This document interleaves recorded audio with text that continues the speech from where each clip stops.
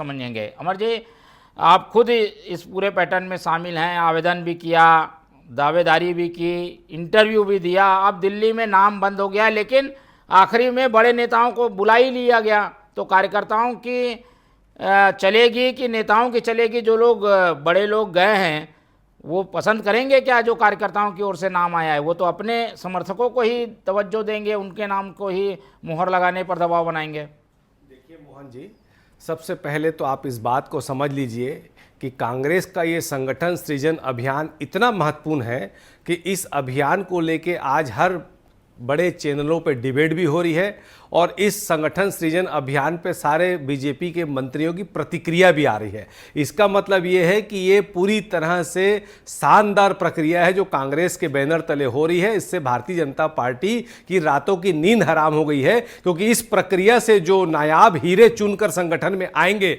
तो भारतीय जनता पार्टी को अभी से इस बात का एहसास हो गया है कि आने वाली डगर उनकी बहुत कठिन है। और निश्चित तौर पर 2 साल में भारतीय जनता पार्टी ने जो पाप किए हैं, बिजली बिल बढ़ाने से लेकर किसानों को परेशान करने से लेकर महतारी वंदन में बहनों को परेशान करने का जो काम किया है, तो अब भारतीय जनता पार्टी को इतनी कड़ी चुनौतियां हमारे नायाब जिला अध्यक्षों से मिलने वाली है। उससे घबराकर ये लोग मुद्दे को डाइवर्ट करने के लिए हल्की बातें कर रहे हैं, पर सच्चाई ये है कि ये हमारी प्रक्रिया नई नहीं है। उदयपुर अधिवेशन में हम लोगों ने तय किया था कि 2025 को हम संगठन का साल घोषित करेंगे और इस साल में हम लोगों ने तमाम जो नियुक्तियां करनी थी खाली स्थानों पे, वो सब हमने कर ली है। और हमने इस बार पहली बार ऐसा किया है कि कार्यकर्ताओं की राय से, पत्रकारों की राय से और तमाम वरिष्ठों की, अच्छे लोगों, सामाजिक लोगों की राय से, व्यापारियों की राय से, सारे लोगों की राय लेकर हमारे पर्यवेक्षक हर जिले में गए, 1-1 हफ्ते तक रहे और सारे से बात करने के बाद जिसने जिसने दावेदारी की उसका पूरा रिकॉर्ड दिखा गया, उसका आपराधिक रिकॉर्ड दिखा गया, उसका सामाजिक रिकॉर्ड दिखा गया,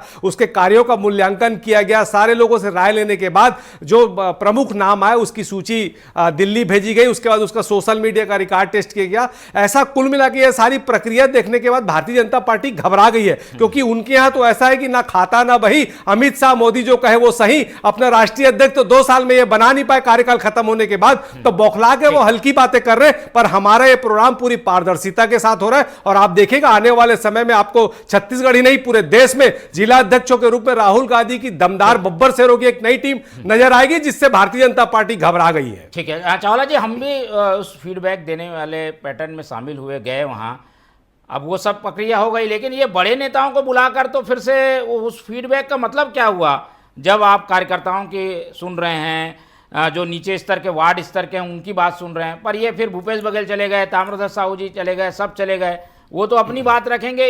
ये जो पूरा पैटर्न था उसमें नेताओं की नहीं सुनी जानी थी, लेकिन नेता की सुनी जा रही है छत्तीसगढ़ में। ऐसे में कौन सा राय पार्टी आलाकमान सुनेगा? क्या लगता है इसमें थोड़ी पैटर्न को चेंज किया? आज जो आपको नॉर्मल खराटे लग रहे हैं वो अगले 5 साल में हार्ट फेलियर तक पहुंच सकते हैं। इंडिया में 10 करोड़ से ज्यादा लोग क्या है क्या? नहीं, देखिए समझ का फेर है।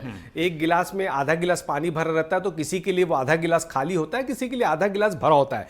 ये भूपेश बघेल जी, बैद जी, महंत जी, ताम्रध्वज साहू जी, टी.एस. सिंहदेव जी, ये लोग कांग्रेस की जान है छत्तीसगढ़ में। इन्होंने कांग्रेस के लिए अपना खून पसीना दिया है। ये छत्तीसगढ़ के बच्चे को पहचानते हैं, छत्तीसगढ़ की नब्ज पहचानते हैं और बूथ स्तर के कार्यकर्ताओं की ताकत भी पहचानते हैं। तो इनकी भी राय लेने के लिए हाईकमान ने इनको बुलाया और इनसे भी सलाह मशविरा करके एक राय ली गई, ताकि किसी भी प्रकार के निर्णय में कोई कमी ना रह जाए। पूरी पारदर्शिता के साथ, पूरे सर्वे के हिसाब से, पर्यवेक्षकों की रिपोर्ट पर ही यह निर्णय आना है। और जब आप निर्णय आएगा तो आप देखेगा कि कितनी शानदार तरीके से कांग्रेस ने जो ये प्रयोग किया है वो बहुत सफल होने वाला है और उसी से भारतीय जनता पार्टी घबरा गई है। चलिए।